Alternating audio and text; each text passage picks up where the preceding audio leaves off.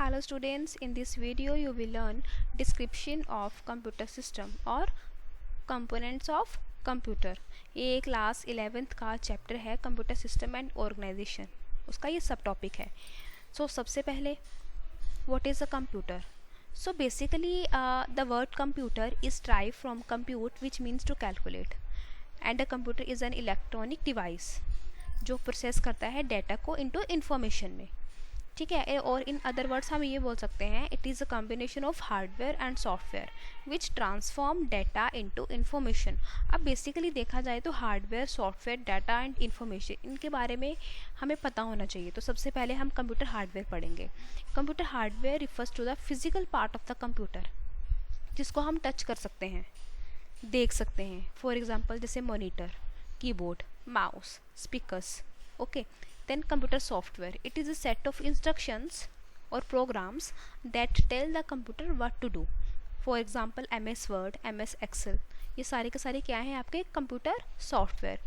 हम इन्हें टच नहीं कर सकते, सिर्फ इन्हें यूज़ कर सकते हैं, इन्हें टच नहीं कर सकते। That's why it is called computer software. Then है data. Unprocessed raw facts and figures are called data. जो हम इनपुट देते हैं वो डाटा की फॉर्म में देते हैं। जैसे कि यहाँ पे एग्जांपल है नेम रोहन। रोहन के बारे में हमारे पास और कोई इन्फॉर्मेशन नहीं है, ये इंडिविजुअल नेम क्या है, खुद में डाटा है। मार्क्स हैं, मार्क्स के भी हमारे पास कोई इन्फॉर्मेशन नहीं है कि ये किसके मार्क्स हैं, किस सब्जेक्ट के मार्क्स हैं, तो ये भी इंडिविजुअली क्या है, डाटा है। तो अनप्रोसेस्ड रॉ फैक्ट्स को हम डाटा बोलते हैं। Information, the processed data that is a meaningful is called information. अब उसी डाटा को जब हम प्रोसेस कर देते हैं तो आफ्टर प्रोसेसिंग उस डाटा को क्या बोलते हैं हम, इन्फॉर्मेशन। जैसे कि यहाँ पे है रोहन जिसने 2015 में पास किया और 72.5% मार्क्स लिए, तो ये क्या है, एक मीनिंगफुल स्टेटमेंट, तो इसे हम क्या बोलेंगे, information. Then functioning of computer. अब कंप्यूटर फंक्शन कैसे करता है, काम कैसे करता है। कंप्यूटर टेक्स एन इनपुट लेता है, देन उस पर प्रोसेसिंग होती है with the help of CPU, then it produce the output, ठीक है। फॉर एग्जांपल जैसे हमने इनपुट दिया 2 3, प्रोसेसिंग हुई 2 + 3 ऐड हुआ 5, आउटपुट हमें मिल गई 5। तो इस तरह से हमारा कंप्यूटर वर्क करता है, इनपुट, प्रोसेस, आउटपुट। देन है कंपोनेंट्स ऑफ कंप्यूटर।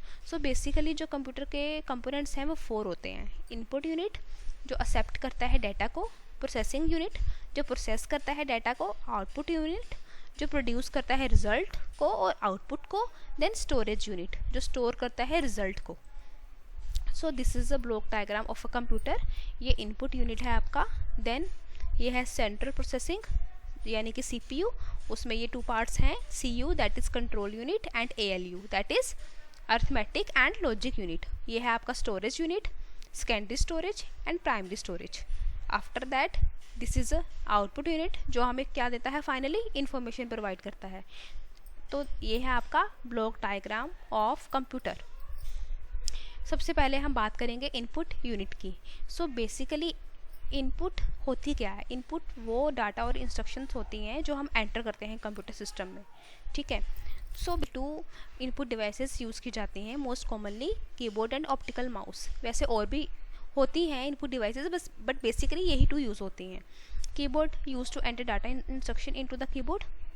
हम बेसिकली हम एक स्टैंडर्ड कंप्यूटर कीबोर्ड को हम KT कीबोर्ड बोलते हैं, क्योंकि इनके जो अल्फ़ाबेट हैं वो अल्फ़ाबेटिकली ऑर्डर में अरेंज नहीं होते हैं, वो इसी फॉर्म में होते हैं, QWERTY।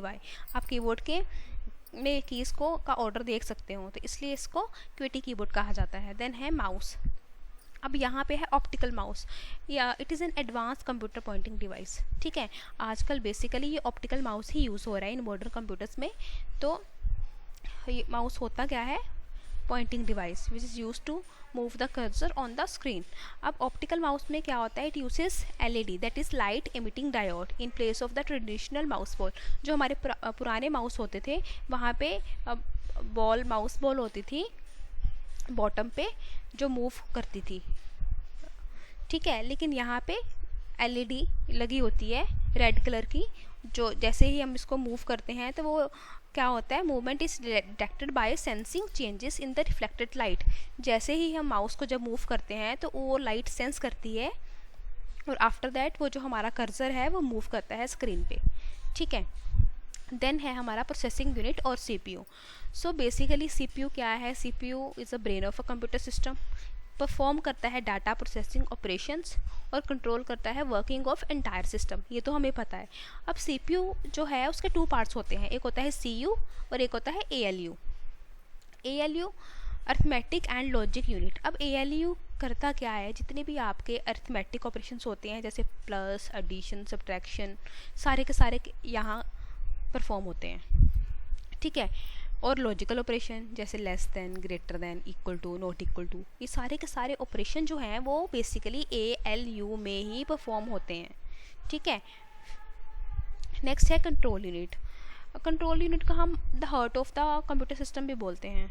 It act as a central nervous system we can say. ये क्या करता है? ये मैनेज करता है और कोऑर्डिनेट करता है पूरे के पूरे कंप्यूटर सिस्टम को, ठीक है। और हम ये बोल सकते हैं ये पूरा तालमेल बना के रखता है सिग्नल में, मेन मेमोरी में, सीपीयू में, ठीक है। तो ये क्या करता है? कंट्रोल करता है पूरे कंप्यूटर सिस्टम को, होल्ड बना के रखता है। नेक्स्ट है आपका मेमोरी और स्टोरेज यूनिट। अब memory means the place where we have to store anything, है ना।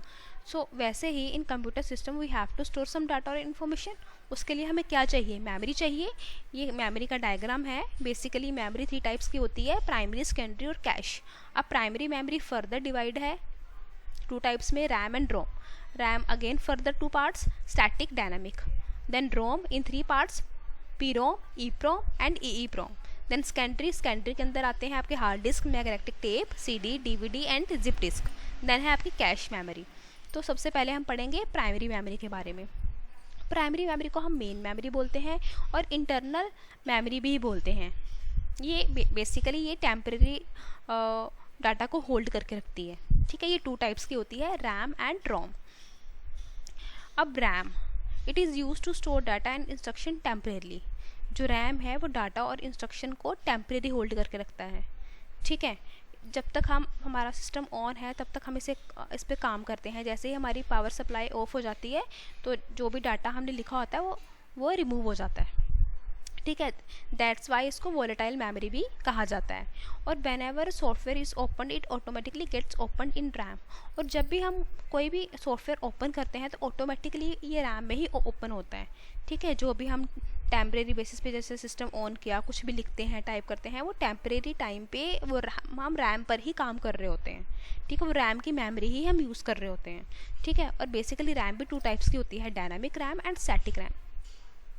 अब dynamic RAM it consist of capacitor and transistors. Dynamic RAM में कैपेसिटर और ट्रांजिस्टर लगे होते हैं। It uses electric charge to store data. जो इलेक्ट्रिक चार्ज यूज़ करते हैं डाटा को स्टोर करने के लिए। Then static RAM, it consist of flip flops. और ये स्टोर करते हैं data in binary form. Binary form कौन सी होती है? 0 एंड 1 की फॉर्म। और they have faster access time compare to dynamic RAM, ठीक है। ये काफ़ी, इनका जो असेस टाइम है वो काफ़ी फास्टर होता है। बट इन मॉडर्न कंप्यूटर आजकल डायनामिक रैम ही यूज़ हो रही है, बिकॉज डायनामिक रैम इतनी एक्सपेंसिव नहीं होती, चीपर होती है। बट स्टैटिक रैम जो होती है वो काफ़ी एक्सपेंसिव होती है, ठीक है। तो इस वजह से डायनामिक रैम ही यूज़ हो रही है और इसे लेस स्पेस चाहिए होती है इस वजह से। नेक्स्ट है हमारा ROM. ROM stands for read only memory. It can only read the data which is stored in it but can't write, ठीक है।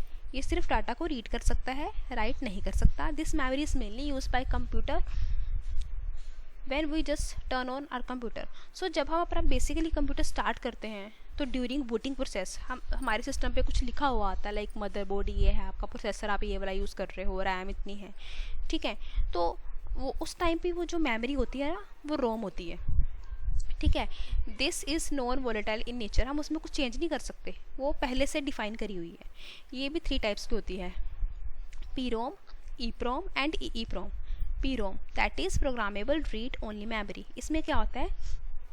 इसमें data is stored, we have no right to change और alter any data. हम इसमें data को change नहीं कर सकते, ठीक है। Data is written by manufacturer company. EEPROM, erasable PROM. It means, erasable means हम इसमें डाटा को इरेज कर सकते हैं by using ultraviolet rays. Then EEPROM that is electrically erasable prom.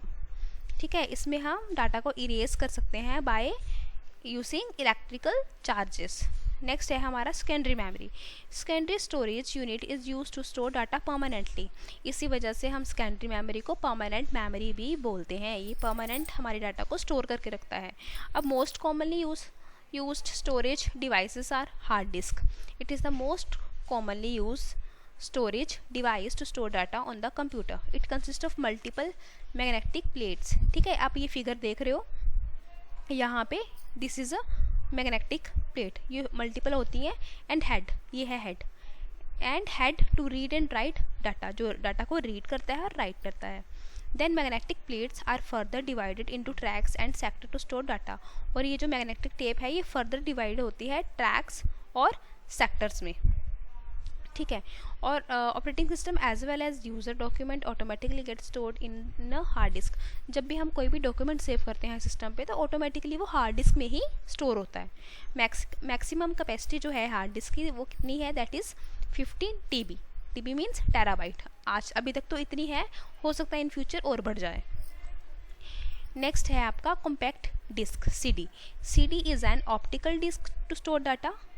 Okay, इसकी जो स्टोरेज कैपेसिटी होती है वो 700 MB होती है। 3 टाइप्स की CD अवेलेबल है मार्केट में। CD-ROM, that is compact disc read only memory. ठीक है, ये प्री रिकॉर्डेड होती है, इसमें हम कुछ भी चेंजेस नहीं कर सकते हैं। देन CD रिकॉर्डेबल, इसमें डाटा को हम रिकॉर्ड कर सकते हैं ओनली वंस।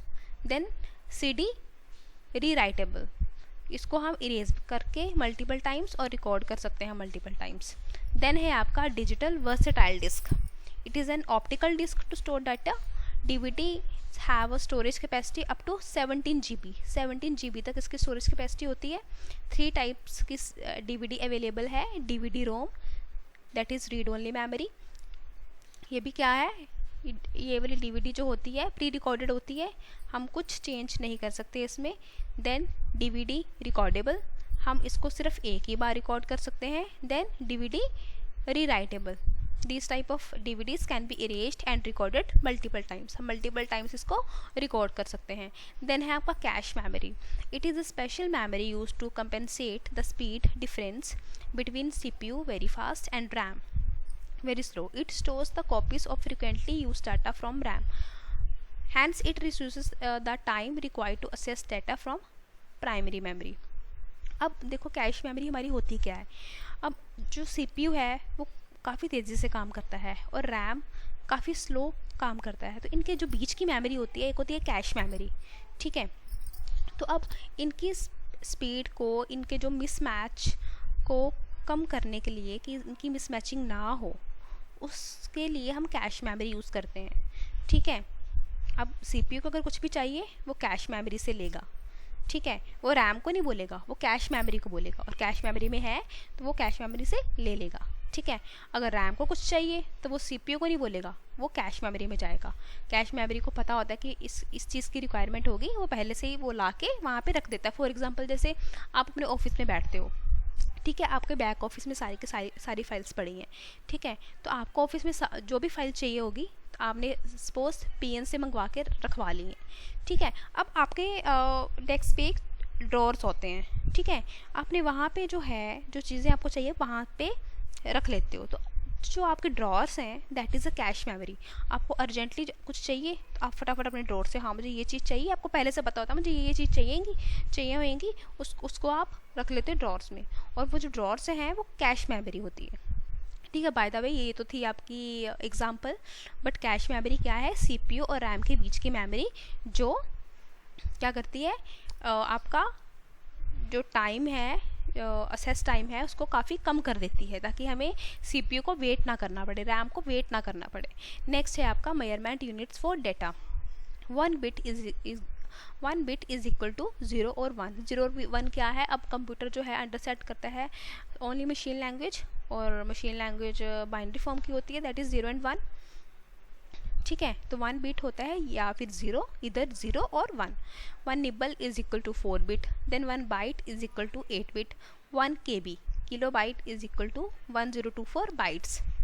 अब यहाँ पे है ब्रैकेट में 2⁻10 मीन्स हमारे यहाँ पे बाइनरी डिजिट 2 ही यूज़ होते हैं, दैट इज़ 0 and 1, तो इसी वजह से यहाँ पे इसको 2⁻10 किया गया है। 2⁻10 यानी 1024 bytes. Then 1 megabyte is equal to 1024 KB, 1 gigabyte is equal to 1024 MB, 1 terabyte is equal to 1024 GB, 1 petabyte is equal to 1024 TB, 1 exabyte is equal to 1024 PB, 1 ZB zettabyte is equal to 1024 EB।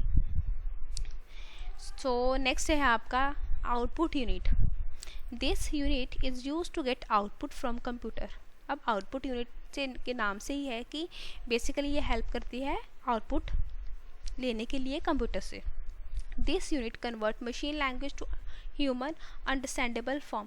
अब आप देखते हैं कि आपकी सारी processing system ने कर ली है, अब सिस्टम तो अपनी लैंग्वेज में ही करेगा, दैट इज़ मशीन लैंग्वेज, लेकिन हम तो मशीन लैंग्वेज समझ नहीं पाएंगे, तो हमारा आउटपुट यूनिट क्या करता है, कन्वर्ट करता है इस मशीन लैंग्वेज को ह्यूमन अंडरस्टैंडेबल फॉर्म में, ताकि हम समझ सकें। Most commonly used output devices कौन सी होती हैं? Monitor, it is use to display data just like a TV screen, और ये हमें आउटपुट देता है एज अ सॉफ्ट कॉपी।